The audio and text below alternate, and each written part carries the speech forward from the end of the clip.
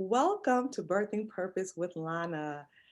Today we have Brigitt Thompson. She is an author, writer, designer. She has 25 years of marketing and communications experience. And she just launched her book called Trust Yourself with Money. Hey, Lana. I've been anticipating this. Me too. I'm so excited to talk to you. Yes, because I got a lot of questions, and this is a good topic because especially in a time like this, with the pandemic, unemployment, just all this, people are in some desperate situations, and some people have actually been blessed financially during this time, and then others have not. So I thought this was just like a great time to really dive into money matters. Absolutely. It's a very personal topic for everyone. Everyone's affected by it. Yes, yes. Yeah. So I wanted to talk about your journey to birthing this book. So how did this all come about? What made you say, I want to write a book about money? I wanted to write this book for a while. And I think the seed of this book really started for me 4 years ago. Well, a little more than 4 years ago. Okay. I was in the process, I talk about this in chapter 1 of the book, of just the process that I went through after the 2008 recession. It was not as dramatic a time as this because obviously this pandemic is in a class by itself, Yeah. and we can't exactly compare the 2008 recession to what we're experiencing now financially. But for me, it was a very dramatic time. And I was coming out of that experience, which I'll talk to you about a little bit later. And I was reading this article about 4 years ago, and it was an article called The Secret Shame of Middle Class Americans. Hmm. And it was an article in The Atlantic. And the author of the article, Neil Gabler, he started off the article with this really shocking statistic that only 50% of Americans could come up with $400 in savings. Hmm. And I was really surprised by that and taken aback by it. And I think that statistic just kind of lodged in my head. It made me feel like I needed to get myself together even faster than I was already doing. Okay. And it also made me feel a sense of curiosity, compassion, um, empathy, community, et cetera, with all the other people who I didn't even realize were also struggling with having something on hand, having money in savings. Mhm. And so as I started to kind of crack the code for myself, I really wanted to share details with other people. But it took a while because I had a lot of work to do in my own life. Even Mhm. though I felt like I had figured a few things out, Mhm. I still had work to do. I was climbing my way out of debt when I first got this idea. Okay. And I think writing the book after getting out of debt was different than writing the book while I was still kind Yeah. of scratching and scraping and trying to figure things out. So that's how it came about. I just had this idea in my head that as I learned how to kind of work through some of the problems in my own life, I wanted to give a cheat sheet to people Hmm. so that they could save a little time as they're navigating similar issues in their own lives. So in all of your research and your own experiences and things like that, is there one thing that you think of is the big culprit as to why people just can't save? One thing, well, here's the thing that's top of mind for me. And this, I think in my head anyway, it's kind of like there are people in the world who are just natural savers. I think we all know people like that. They're 5, 7 years old. They got their little piggy bank. They're just naturally doing that. And then the rest of us, or some of the rest of us, don't really have that. And I never really had that natural saver type of gene. So for me, I think one of the biggest things is this notion that, well, there are a few things. It's hard to pick one, but the thing that's top of mind for me is there's this notion that, well, I can't save because I have this other thing I need to spend my money on. And in my book, I call it a competing priority. It's not a bad reason to spend money. It's a great reason to spend money. An emergency, an unexpected bill, something that just comes up that really requires your attention. And for me, what I would do is I would save up money and I would, do all the right things. I had a savings account, I put money in there, but then I just go and crack it open and take the money back out whenever something came up. And I think that was a big challenge. I think that's a challenge a lot of people have. So your mindset, changing your mindset about maybe your needs and wants. Yes, it's what I suggest is in that moment where you're challenged with this competing priority, this other thing that you really need that money for, slow down in that moment and be willing to push back. Be willing to have a conversation with yourself. Be willing to ask yourself questions. So, for example, I don't know about you, but I've had situations where I've spent down to $18, $25. Like I've had situations where I've just not had any money, to really do the things I wanted to do. And I had to kind of crawl my way back out of that situation.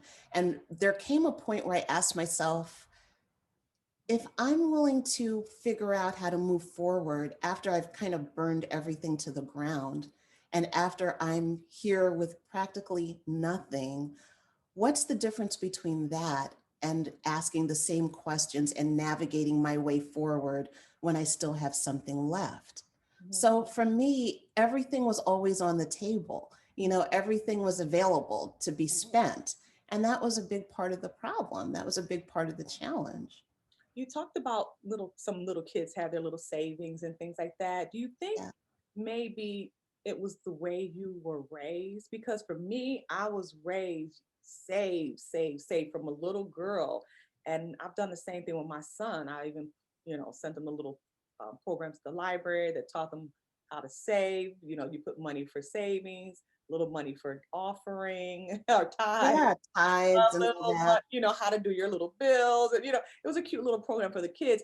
And as soon as he was born, I had a savings account for him, and he's been saving ever since he was little. So, um, how you think that does have an impact on people if, somebody teaching you how to save and I think, when you're little, I, when you grow up with I those. was, I was taught how to save, how to pay tithes, how to pay off, give offerings in church, all the right things. My mom drummed into my head, save, save, save, save, save. Mm-hmm, My mm-hmm. mom, I laugh with her now because after writing this book, I just said to her, I remember when you used to say, even if it's only $5, Yes, Bridget, that's what I just was taught. save. Yes, I it was mean, she told book. me, she told me that repeatedly. Mm-hmm. And yet I have my own mind, my own being, my own way of making sense of the world, my own journey. And I had to kind of learn through my own life what I needed to do. So I think that it's kind of like if a parent gives their all to a young person, to a child, and they expect that child to do exactly what they said, they may end up being a little disappointed because ultimately that child is going to get older, have their own experiences, and have their own mind. And maybe they'll come back like I did. I'm now 50 years old, coming back to my mom saying, "You were right about everything, mom." So how much of the But world is a pressure then for people like to have this stuff, have all these things? yeah, I think we're Society in a, playing a pressure,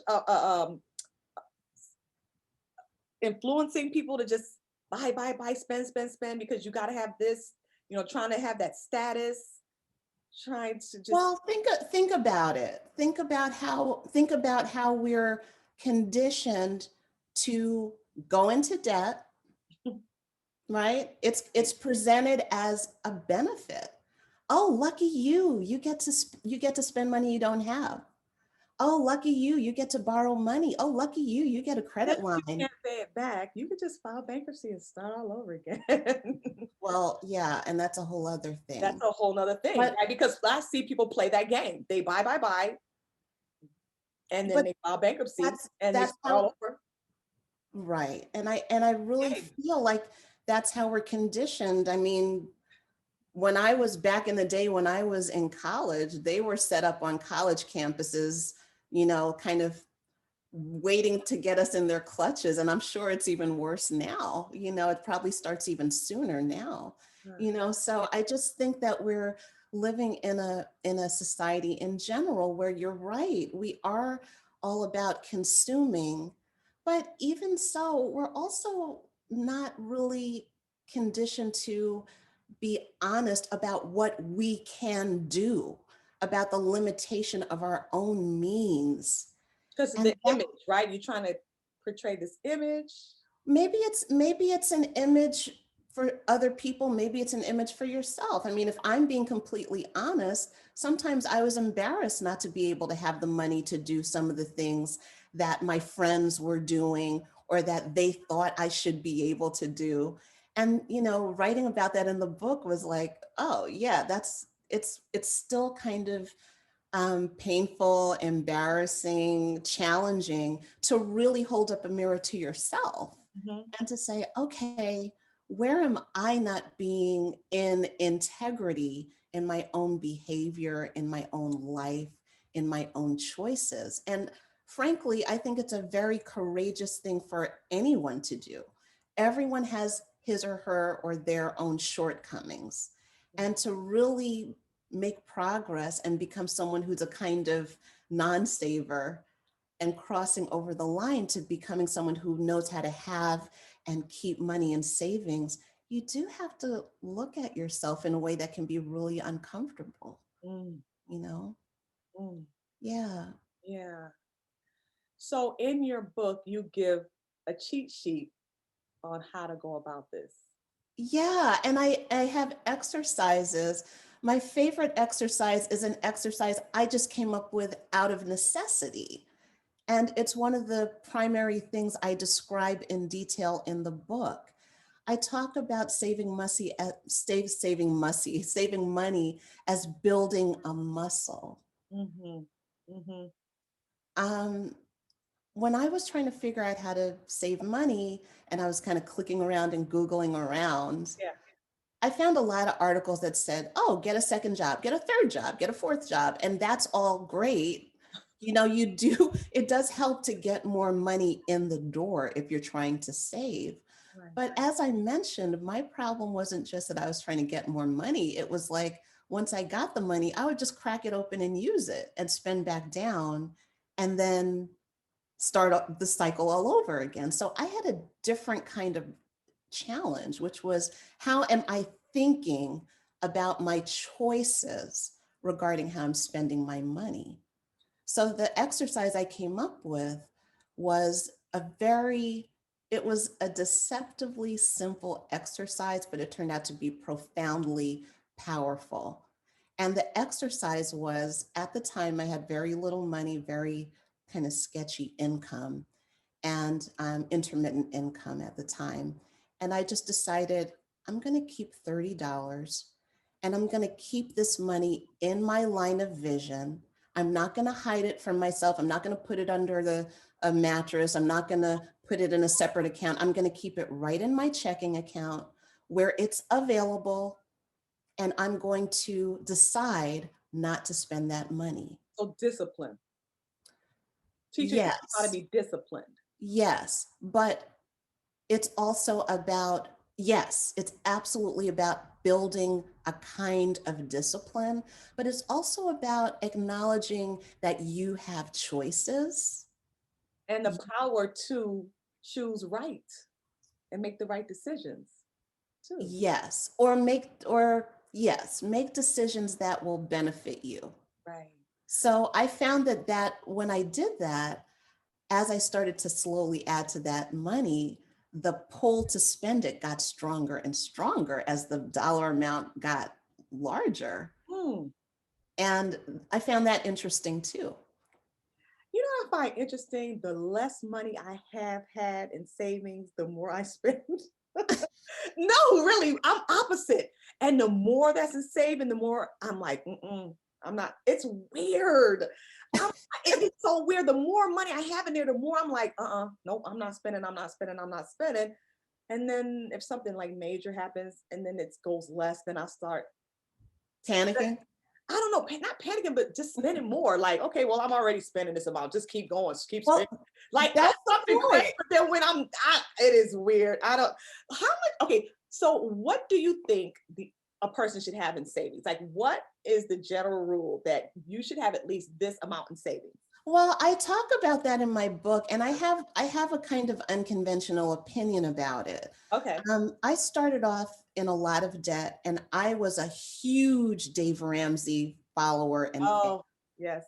And I listened to Dave Ramsey's podcast for like a maniac, probably for like 2.5, almost 3 years, every day, just just listening, just brainwashing myself. And so I understand that there are rules and people have different opinions about how much you need or how much you shouldn't have. But honestly, what I say is it's really important to understand your own financial ecosystem. And in order to do that, you must keep records.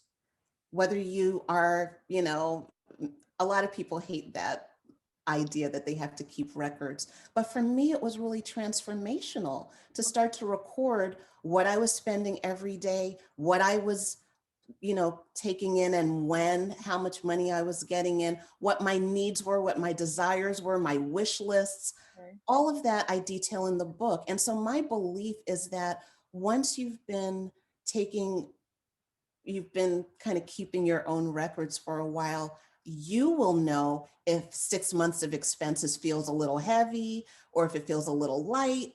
Not everyone's life is the same. Some of the suggestions people make about how much to have is based on the idea that you'll need a certain number of months to find a new job in case you lose your job. That's the rationale Hmm. behind saying you should have 6 months, you should have 3 months, you should have 8 months, maybe post COVID, you should have a year. But I really believe that those kinds of external suggestions can only go so far. So I would encourage, and I feel really passionately about this, I would encourage people to get to know themselves, understand how money flows in and out of your own life. And it's really simple. It's just keeping track of what you're already doing. Hmm. It's kind of like, Anticipated expenses. yeah, You it know your doesn't car even is have to be old. You know you're gonna need a new car soon. It's on its last leg. Or you know exactly. you're gonna need this and that. So you start making preparations for that. Yeah, With you don't have to guess. After I've been keeping track of my expenditures every day for 5 years. Okay, So there aren't a lot of surprises anymore. You right. know what I mean? I know what I need. I know when I need it. I know who I am. I know how I behave because I've been keeping track of it. Mhm. So and and you're right, because people have different ideas of what saving is. I remember trying to save with someone, and their idea of saving, yeah, you have to, especially I think in relationships and things like that, you have to get on one accord as to what the savings is for. Because some people could just be saving for a trip. Some people could be saving for, like what you said, we need to have this amount of money saved up for a rainy day in case we lose jobs, things like that. And so, um, and sometimes that could be a problem sometimes where people I have different ideas of what this savings account is for. And Yeah, the I savings, and you might imagine. even need multiple savings because this one is for the vacation next year. This one is for the rainy day. Don't ever touch it. This is an emergency fund, so I think that's important too. Um, one of the things you were saying was how you would, have the money coming in, but then you'd spend it. I know, people who, yeah, they have a lot of money coming in, but always something Yeah. happens. So Yeah. how do you talk about the spiritual aspect behind it? And so, by me having a deliverance ministry, there's the natural side to things, and then there's the spiritual side to things. And um, there's some people that they have a spirit of poverty on them. There's a generational curse of poverty that could be on them if you believe in that or not. But these are just some of the things, the beliefs out there that yeah, so you can make all this money and you can have all these savings, but the dishwasher breaks, the furnace breaks, something happens, like all this stuff keeps happening and you cannot save because some things need to be broken off you. What do you think about that? Well, there are a few things. I want to hear more of what you think about this whole concept of a generational curse. I'm really interested in that. But I think just to answer the general question, I feel like this idea of competing priorities is very powerful because they don't go away. Life doesn't stop because you decided to save money. Things are still going to break down, things are still going to pop up. And the question is, how do I navigate those moments? And what I suggest is that competing priority is actually the weight that you're using to build the muscle. It's an opportunity. So it's like a 10-pound weight. It's like, okay, the tires, I had a blowout. I need new tires. What do I do? And I actually have a kind of suggestion of the kinds of questions you can ask yourself in that kind of moment. It's not so much that you will automatically, figure out a way to never have to touch your savings again, but you can process the situation so that maybe you won't have to touch your savings. Or how about you don't have to beg people for every time something goes wrong in your life? No, really. I feel like like if you have savings, then you don't need to bother other people when things happen to you, right? Because people have their own lives, their own finances, their own, and every time you turn around, You sound like the saver who's getting harassed by the non-saver. I'm just Is that what's happening here? what the heck? Like no, I mean, no, for real. No, but for real, like you deplete all your money, blow up all your money, and then you go to other people who are saving, and then you're begging them for their money. You never. So I feel like at some point, God bless the child that has his own. Well, you need to you know know how to what? save, and so that you can be more independent and self-sufficient, where you do not have to impose on other people's finances. That's their savings. They worked hard for that, and here you come. Yeah. Unless, I mean, I'm talking about abuse. I'm not talking about somebody that has a problem, like. But I'm talking pattern. Yes. You Yes. always at the check cashing place. Well, You never have enough. Well, I don't see a big difference between that and someone who relies on credit cards. You're borrowing from some entity. Either you're borrowing from your friend, you're borrowing from your sister, you're borrowing from Citibank. At the end of the But day, the difference is if I put it on my credit card, I can pay that off at the end of the month. And I didn't bother anybody. I didn't mess with my sister, my brother, or because they have kids, they have family members. I don't take from them. There's an organization set up to help you in those times of needs where they don't feel the weight of the borrow like your family members would, Yes, but I also think that borrowing money in general obscures your understanding of how money works in your life, whether it's borrowing from a person or borrowing from a kind of faceless corporation who is just there for, really they're really there to take your money through interest, but whatever. Right. But I mean, right. I don't want to Abuse is wrong, plain and simple. Okay, if someone's abusing a relationship with a person that they love and they think that that's okay, there's some work they have to do. But I'm also not really interested in shaming people because of where they are right now. There's Right. a moment of awakening that happens for each and every person. Yes. And everyone's on their own journey. And Right. so I really wrote this book for people who are waking up and looking for tools like, okay, I need to get it together here. Right. What do I do? Right. And they're looking for specific steps. They're Yes. not looking for a vague, declaration like you need to save. Yeah, we know that already. To do it. But what do we do step by step? And that's really the purpose. That's really the dream I have for this book, is To that help people people. who are searching for it will find it, and they'll be able to take it and run with it. So yes, I mean, I am I'm not a big fan of debt, whether it's debt to your loved ones or debt to a corporation. I'm not a fan. Right. I've been debt free for a while now, but I also think that everyone has their own journey. Everyone decides what they want to do and how they want to live. The question is, are you living in integrity to the best of your ability? Are you living according to your values? That's the question. And And when you people say can't come from the integrity, outside and tell you what to do necessarily. right. Now, when you say living with integrity when it comes to your money, what do you specifically mean by that? For those who don't I understand, I what would does that look describe it this way. like? Mhm. I'm sorry I cut you off. What was the last No, part? yeah.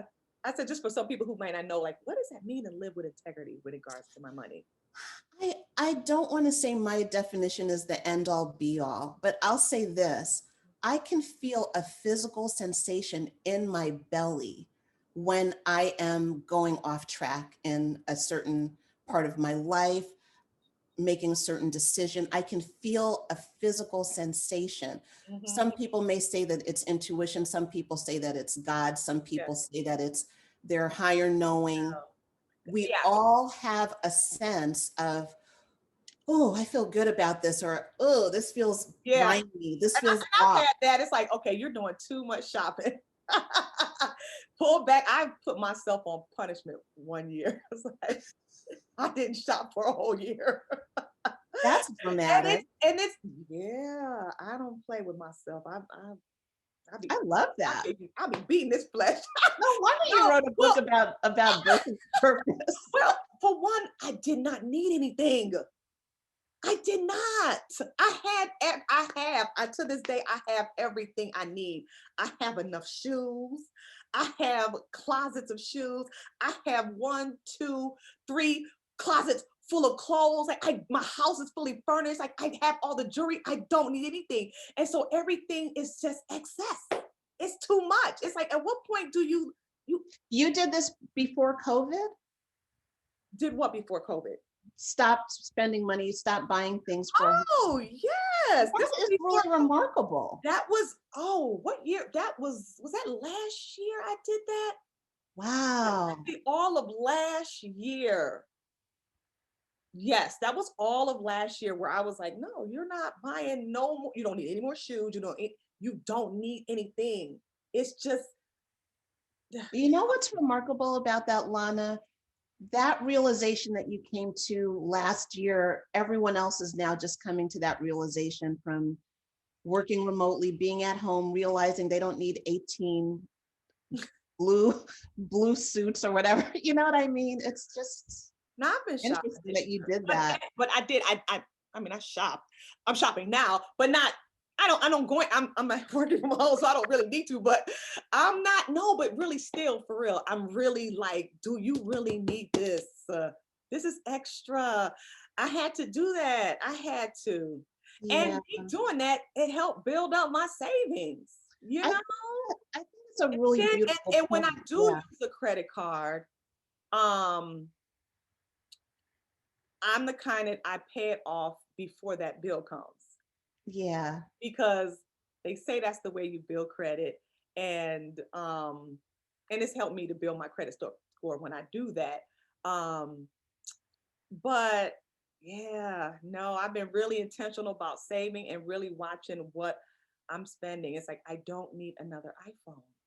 I do not need the next. I don't, so I'm really like enough already. And I feel like my money should be going towards good causes, ministry, and things like that. And the right ministries. It's a whole nother story. And then,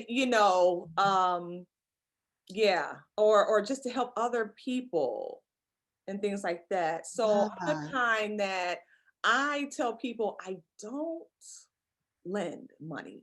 I don't. If I give it to you, I'm sowing that seed. I don't want it back because I'm not gonna fall. I don't fall out with people. I don't even. I don't fall out with people about money because I don't expect it back because I sow it to them. That's Yeah. just kind of how I've done it. Um, I love that. I think that yeah. makes a lot of sense. I mean, I had to learn that. Yeah. I didn't always have that. I mean, I messed up in my younger years, definitely with, Mm. like you say, they're giving you credit cards when you're young, and things like you don't know. You're just like spend, charge, swipe, things like that. So I definitely had to learn. But now it's like at some point in your life, you just don't want to keep going around that same mountain. And you just gotta, like you say, do the self-reflection, Yeah. really take a good look at things and say, you don't need anything. I And think you that, what's so interesting about what you're saying, though, is also, I think that as you start to take an inventory of yes, your own behavior, it's a natural extension to start looking around your physical environment and paring down and looking at the things you don't need mhm. and really Oh, I just, do a lot of that too, purging and taking things yes, decluttering yes, and and giving just it away, and you yes. want an environment with just higher quality, beautiful things, just less things. Hmm. Instead of having 10 kind of, lower quality things, you may just want one or two higher quality things. And I think Right, that's a natural outgrowth of kind of getting in touch with the way right, money's working in your life. yeah. Yeah. So, Oh, yeah, but like you yeah, said, it's a generational journey. We all curse. have to what you That say? generational curse concept. I wanted to hear more about that. We'll talk about that. Oh, that's a little deep. No, no, I mean, we'll talk about that. We'll talk about that. Yeah, I mean, that's just biblical stuff, that you can just have that poverty spirit on you that causes you. Okay, so actually, there's some signs that you could possibly have a poverty spirit. So some people are repelled to materialism, like they feel like any materialism is wrong. um Mm. this is a sign that because there's different extremes, or some people are in denial, like, well, everybody's in debt, big deal. um uh they feel like lack is a virtue, like there's some people that take those poverty vows, Yeah. um some people they judge other success as like money grubbers or thieves. They always talking about other people who have money, or they don't need this or they don't need that. Just their idea about money is just like or they make excuses as to why others are doing better, and they label them as shallow. Mm. um it's just, or chronic long-term lack. You always in lack. You always. It's Wow. different seasons, but you're always in that season of lack. um Oh, wow. some people think they have to give their work away. Like if you do work or you have a product, you have to just always give it away. Like you don't feel like you should put a Worthy. value to it, which is Yeah. something that I have struggled with before. Or you don't feel you should pay others for their work. You want everything Mm. free. Mm. Um, Not tithing or offering. You don't want to do that. Some people resent the wealthy. They have a habit of making like poor financial decisions. or they criticize other people for spending the money, like you shouldn't have gave that money to the church, or you shouldn't have did this, or you could have put your money to better use. Or thinking like leaders should be less well off than the people in the world, or hoarding. Someone's just hoarding, hoarding, hoarding. That's like a spirit of poverty on them. Fear. Yes. So there's different signs that show whether Wow. you can have that spirit of poverty, Mm. and you can just, it's all about prayer, breaking it in prayer, asking God to deliver you from these things and giving you the truth about money and Wow. how you should use it, Mm. for yourself and also to bless others. So that's just some Wow. Thank that's you for sharing that with me, because I wasn't really completely sure what that meant. So yeah, those are just some of the signs that you, not saying that if you have any of the signs, you definitely have a spirit of poverty on you, but these are just some things that you want to look at regarding to yourself, like your attitude about money and how, yeah. yeah, yeah. So it's a lot. It's a lot. Well, it's interesting because the idea of a generational experience. Well, I think I bad habits get passed on. Just like everybody, the father's an alcoholic, the son's an alcoholic, his sons, it's just about it just being passed on. Bad habits are being passed on. Nobody in the family saved well. They didn't teach you how to save. They didn't save. They didn't know how to save. No one taught. It's just about it being passed down. mhm, Just bad mindsets, bad habits, just being passed down, basically, mhm, in a mhm, nutshell. mhm, And then also doing wrong things with money can bring some type of judgment on you.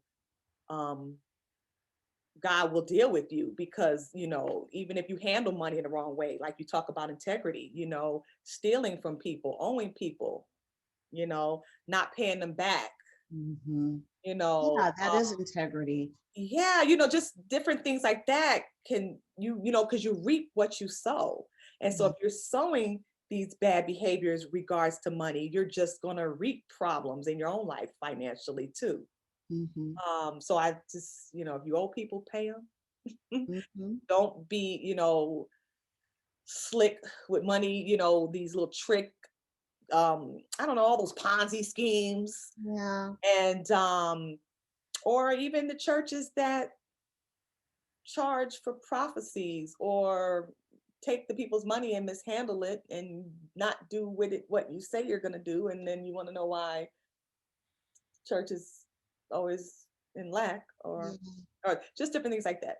So It's those are, interesting because when I think about my own cultural inheritance that I received from my parents and my grandparents, I think of um, courage. I think of um, independent spirit. My parents and grandparents are from Jamaica, and so it took a lot of courage, foresight, hard work, etc., for them to navigate life in a way that would allow me to even be sitting here right now. mhm, So I think about all of those.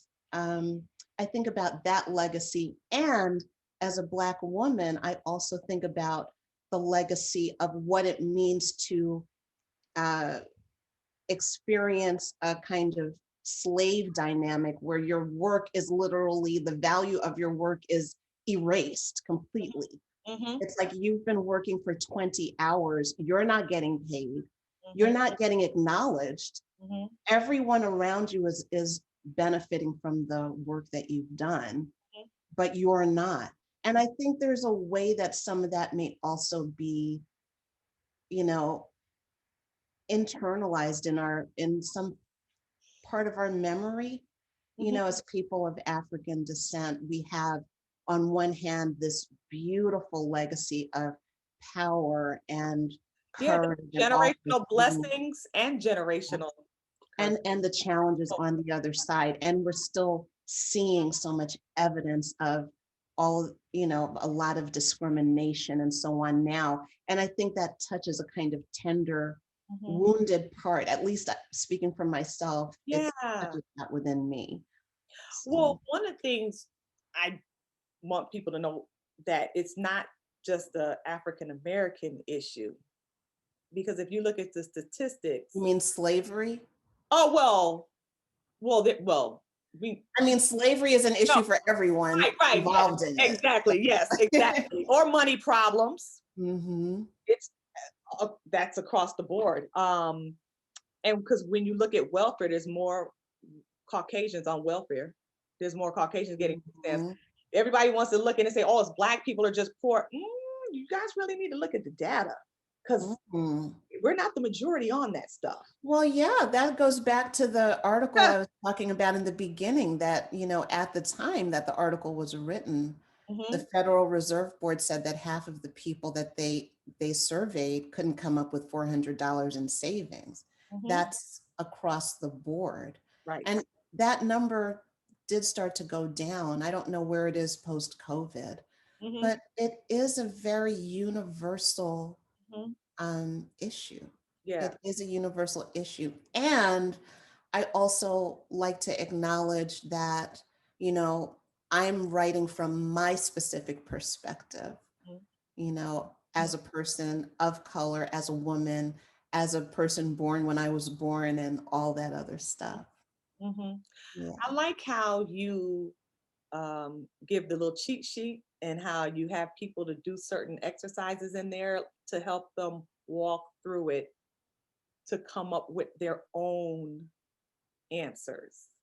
You give them Yes. some answers, but some of it just depends on you and your situation because there is no cookie cutter way. And so, I feel really strongly, I'm very anti-cookie cutter. yeah. Right. I'm very anti-rule of thumb Yeah. because and this goes back to your question about, well, what did your parents teach you and what did you learn when you were young? I have my own mind. It's one thing to be told, do this, do that. And then you live your own life and you kind of make sense of things in your own way. And I think you have to honor that. I Yeah. think each person has to honor that. And so it's very important to look inward and to look at your own behavior and get curious about it. Hmm. And then you can make smart choices going forward. Right. And you can make really powerful choices once you know who you are Yes. and how you think.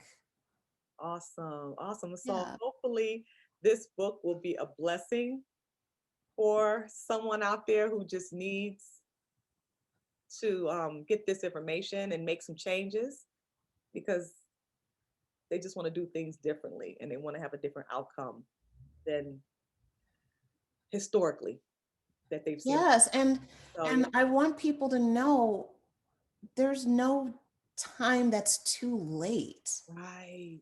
So that's why I think it's so important to eliminate the shame that Mm, goes along with not having or yeah. not having figured it out yet. Yes. You don't need to be 22 with your whole life ahead of you to become a saver. You can be 50. Yeah. You can be 30. It doesn't matter. Yeah. It's just a decision to say, okay, how can I start to turn this situation around? And almost relishing the opportunity to do that and seeing the challenges in your life as opportunities for transformation. Yes. Yeah. I want to share your website. Yay. Yay. With though, can you see? Did I share it? No. Hold on. I don't see it yet. Voila. Can you see it now? Ooh, my website. My website. Okay. So if you want to know a little bit more about Brigitt Thompson, you can visit trustyourselfwithmoney.com. Yes. And this is a little bit, I've got these controls Can in you get to my the way. home page? Yes, I'm trying to get back to the home. What did I do? What? Oh, here we go. Like trying to get to the controls. Okay. All right. There we go. This is the home page. Yeah, saving money is easy for some of us. Here's a little help for the rest of us. All right. And order now. It is available on Amazon. Yes, it's available on Amazon as a paperback, as a Kindle, ebook, and I even recorded an audiobook over the summer, Okay. which will be released on Audible and iTunes. Um, Mhm. Hopefully soon. I'm waiting on the distribution company. They're dealing with their COVID backlog. So keeping my fingers crossed that that's not a long wait for everyone. Right. Well, I'm glad that I had the opportunity to talk with you. Oh, it's wonderful to talk to I'm you. going to get the book. Thank you. And I'll get Yeah, yours because also. I'm you can looking always forward to learn. We reading. don't know everything. We always can learn. We always can do better. So, um, although feel like I'm at a good place right now in my life, I'm sure I could be better. My uncle say, let's just hit the lottery. Don't we all think that? And we think that we would behave differently. Hey, You wouldn't. oh my goodness. But if you don't change your mindset, you can hit the lottery and be broke in a year or two or whatever. That's exactly right. That's the whole point. That is the whole point. So you got to change our mindsets towards money. Yeah, but I definitely know that I can do better. And so, yeah, I'm going to purchase your book. Thank you so much. And I'm looking forward to reading yours and doing the work in Ah, your workbook as well. yes, yes. Well, thank you so much. Thank And you for having me. I know. God bless. Thanks, Lana.